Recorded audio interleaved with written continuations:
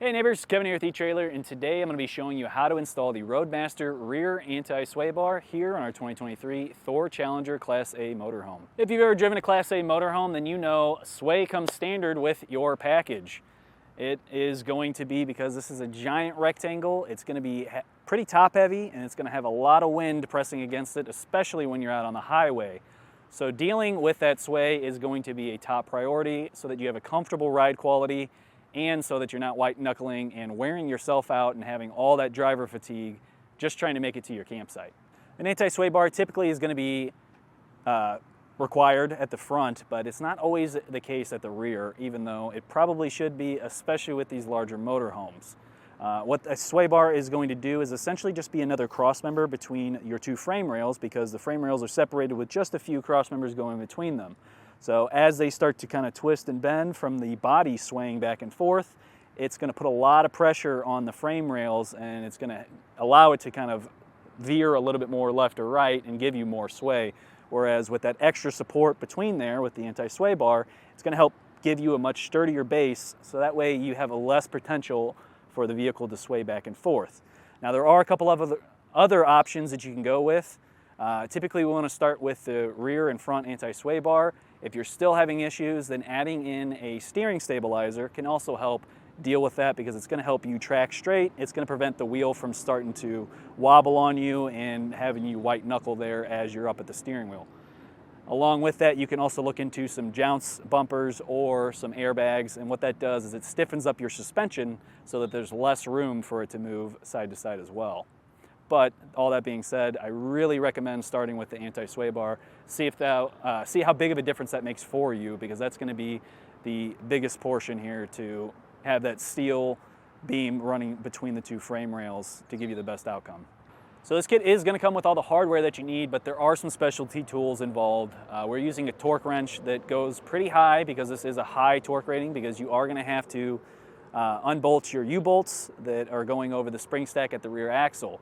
You might be able to get away with not having to add on new ones, but in our case, ours just weren't not long enough. So you want to get under there and measure the bottom of the U-bolt past the nut, because it's already going to be tightened up on your motorhome. So if you have at least a ½ inch of space, you'd probably be able to get away with just unbolting it, slapping in the axle bracket, and then rebolting it up. Now this, like I said, this is going to require a super high torque, so you might not have the tool to do so, and this might be the case where you need to ship this off to somebody else. If that is the case for you, then please use our dealer locator, and you can enter in your zip code and find a shop near you to get that professionally installed. If you are planning on doing it yourself, stick around and I'll show you in just a minute. But I do want to reiterate, there is some maintenance involved when it comes to your sway bars, as well as most of the other components on your motorhome. Now, this is a pretty new motorhome. This is a 2023, so it's really maybe at the max 3 years old, just because the chassis is typically built a year before the body's actually put on it. Now, when we took a look at it, the factory one that was already on there, the bracket was missing and a bolt was missing out of the other bracket, so really it's not really giving us any help at all. With this being so new, someone had to have taken that off, or it was just improperly installed at the factory. So that's probably why our neighbor was facing so much of an issue when he was driving around in his motorhome. So it's really important that you get under there and check out your motorhome every now and then, maybe once a month or at least before your trip. Check the tightness, bring a torque wrench down there and start checking each part. That way you know everything's safe to go, and you're not going to end up on the side of the highway trying to deal with a larger issue just because you put off a smaller, minor one at the beginning.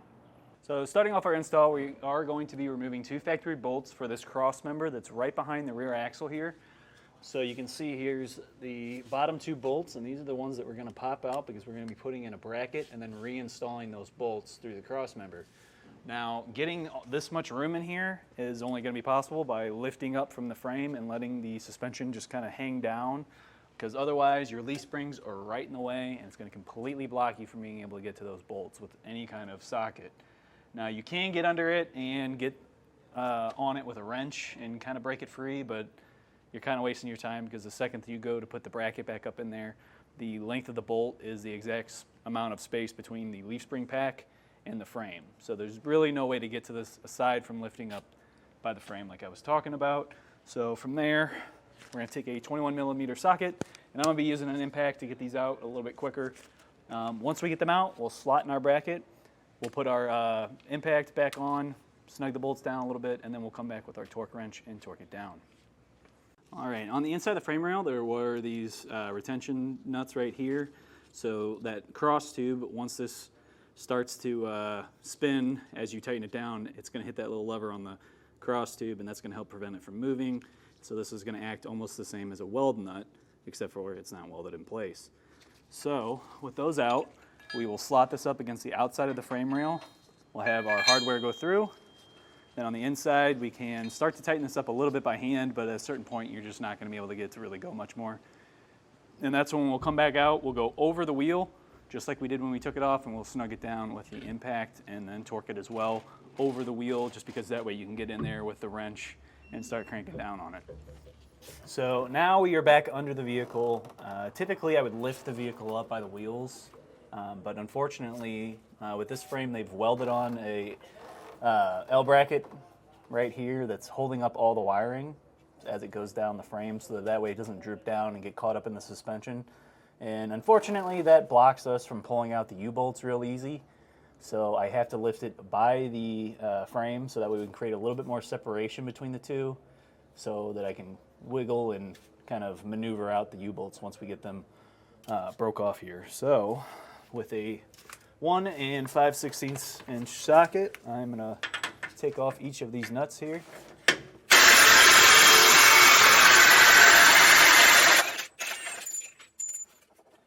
And now one thing else I should point out is if you don't have long enough threads on here for your new plate to go on, because we're going to be putting on this tie plate right here for the sway bar to mount to. So it's going to sit just like this with that angled piece going towards the front of the vehicle. And this would just butt up onto here. So you can see there's not enough threads for us to really do that and then still put the nut back on and have it be nice and tight on there how it should be, because there's really only about 1/8 of an inch of threads right there after the fact. So luckily Roadmaster has some longer ones available, these guys right here, which are going to give us plenty of room so we can put on that plate and then retighten it down with the nuts. So bust each one of these off.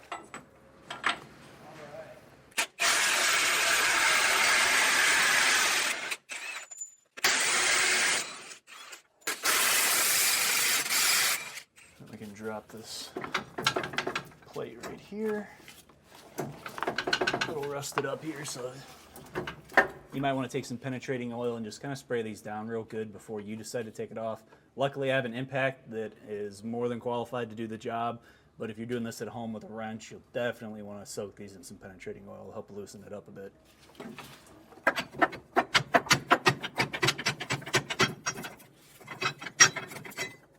So now I'm back up in the wheel well here, and I'm going to be popping out those U-bolts. This is going to give us a little bit more room like I was talking about, since we have the suspension decompressed here by lifting up from the frame. So I've got my GoPro set up, and let's show you how to do this. I find it's easier to kind of lift up on this tie plate right here because it's got the U-bolts saddled into it, and once you get it past that curve right there, you can get it off of that and then start angling out either front or back depending on which one you're doing. Yep. Now we'll grab our new ones, and then same thing, slide them in sideways.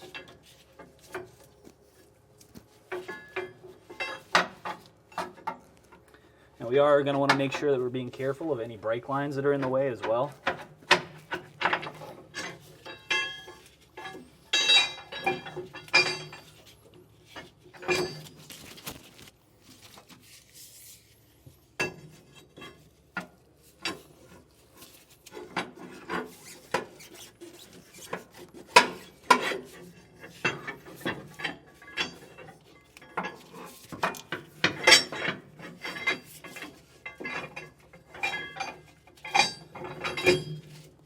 Now we can come back over to our sway bar, and we're going to get out our bushings. So these are split bushings, so you can pop them out so that you can actually pop it on to the sway bar itself.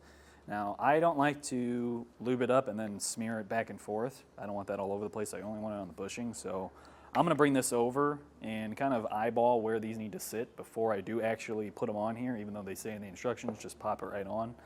But we're going to lubricate those. They'll give you a little cup here of some lubricant, and we're just going to take about half of it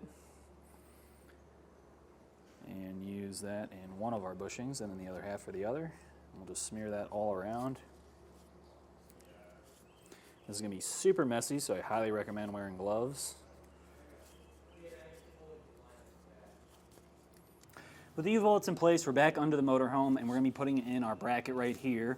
And this has a angled portion, which we want facing backwards, because we're going to have a bracket that we're going to mount onto here, and that's what's going to have the bushing clamps that are going to grab onto our sway bar and help support it up.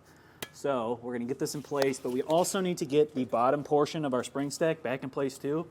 As you can see, it has a certain angle to it, and it is going to need to go in only in one way. So make sure that you paid attention to which way you pull it off, so that way you can put it back correctly. But I'm going to slide this on first, try to get it up just a little bit, and then hopefully I can kind of pinch it, because a lot of the time what you can do is get it just slightly angled on here, and it'll just pinch itself between the two U-bolts and hold itself up. I've got my hardware ready to go, and I just have my washer sitting on the top of it, so that way when I grab it, I can put it right on there, because this is a lot to kind of hold all at once.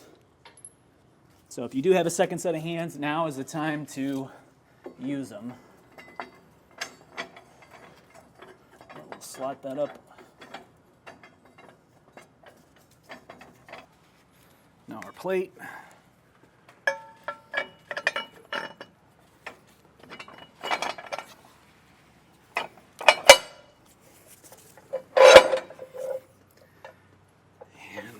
Put a nut on here to help support this weight.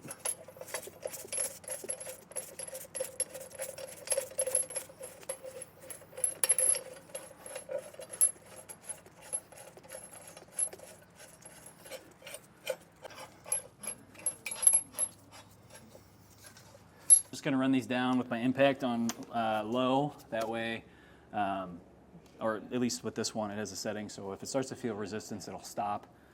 And that's what we're going to do. Just to snug this up, I don't want to go too crazy on this, but we are going to torque this down as well. This will just make it a little bit easier.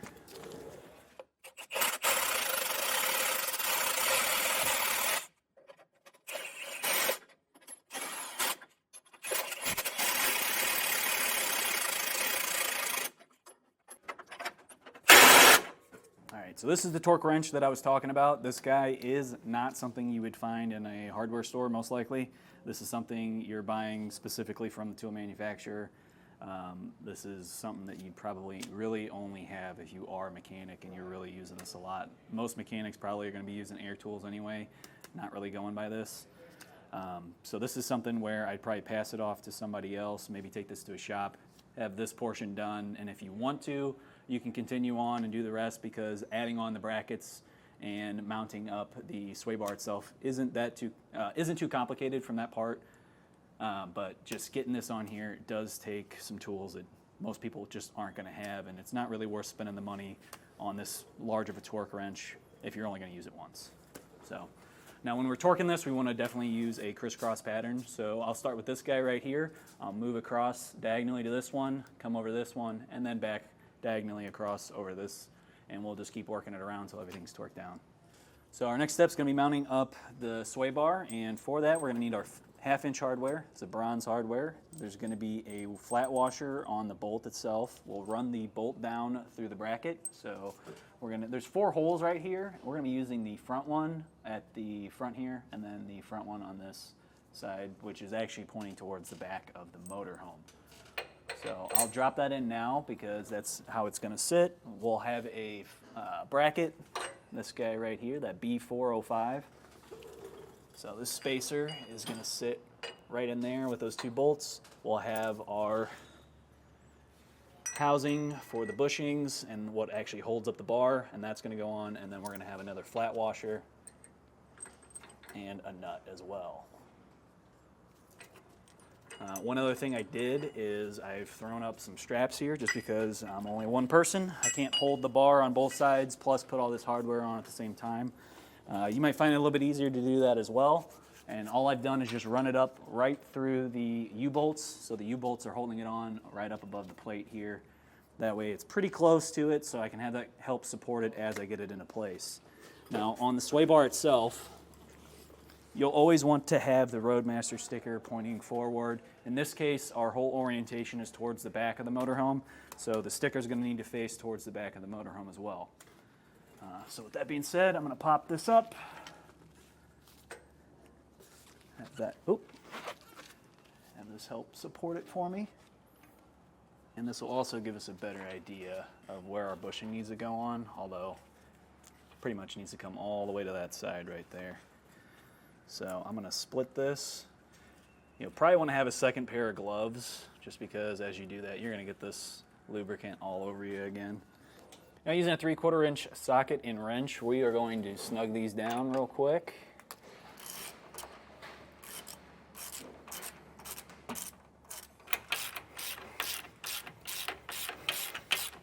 The next part is going to be attaching up to the shackles here, and there's a couple holes, and the whole point of this is to make sure that the sway bar is sitting as level as possible.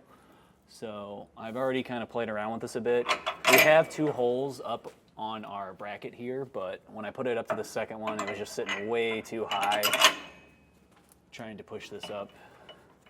It's angled more up, probably at like 20 degrees right now, instead of sitting a little bit flatter like it was on that lower hole. So we'll drop that back down. And then the second hole was pretty level for me here. So just like that. That's sitting at maybe like 10 degrees up. So I think we're pretty good with that. I'm gonna set that for both. Now yours might be just a slightly different, so you wanna play around with this a bit and figure out exactly what's gonna get you level there. And then once you find out that you are level, you're gonna take your 5/8 hardware, and this is gonna go through both the top, so we have that through it, and we'll have that nut on there, and then down here below, we're gonna do the same thing. And we're gonna put our bolt head towards the outside with the nut on the inside. Just like that. And then we'll repeat that over on the other side as well. Now that we have these bolts in, we're going to be tightening them down, and we're not gonna torque these. So only the ones going into our tie plate are gonna get torqued, and I'm gonna do that just after this. But these guys right here and here, we don't wanna torque, we just wanna get them snug because we don't wanna end up crushing that bushing and then not allowing our sway bar to flex as the frame starts to flex. So as I am tightening up this nut here, you can kind of see a small space between the bracket and the bushing. I'm only going just until it's touching the bushing because I don't want it to actually pinch the bushing. I just want it to be resting against it, and then the lock nut itself's not going to be able to back off because it is a lock nut, so we don't have to worry about that slipping out anymore once we have it tightened how we want.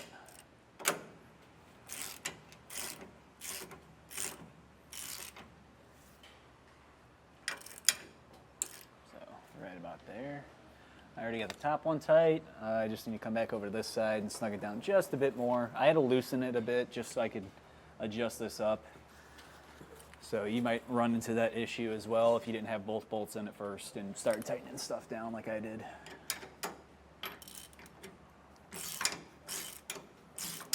Now that we have everything installed, that'll do it for the installation portion of this, but there's still a few other steps that you're going to want to do, and this is kind of falling under the maintenance side of it. Once you have everything torqued down, everything's finished, you'll drop back down, take off, and do a little road test, come back, and then recheck all of your fasteners, make sure everything is still at the correct tightness or torque, and that way we know our anti-sway bar is actually doing what it's supposed to at its full capacity. Now a good realization with that is if we look at our factory sway bar, the bracket's missing, and on the other side there's only one bolt in it holding it in place. So this sway bar is pretty much doing absolutely nothing. It's maybe, you know, it's probably putting all of the weight on this one bolt as you start to have your frame twist when you're making that corner or you're facing those high crosswinds. So Really, this is kind of useless at this point since the bracket's missing and it's not really getting clamped down too tight. So that's a good reminder that each trip you should probably go around and check a few things, make sure everything is fully tightened down properly and that your equipment's all going to be functioning properly, so that way you know you have a safe and comfortable ride quality when you're going out on your adventures. Well, I think that does it for our look at and installation of the Roadmaster rear anti-sway bar here on our 2023 Thor Challenger Class A motorhome. My name's Kevin, and if you still have some questions about how you can handle body sway and roll with your Class A motorhome, then please feel free to reach out to us via our Ask the Experts link, a comment on this video, or a phone call to our customer service department, and we'd be happy to help you out on your journey.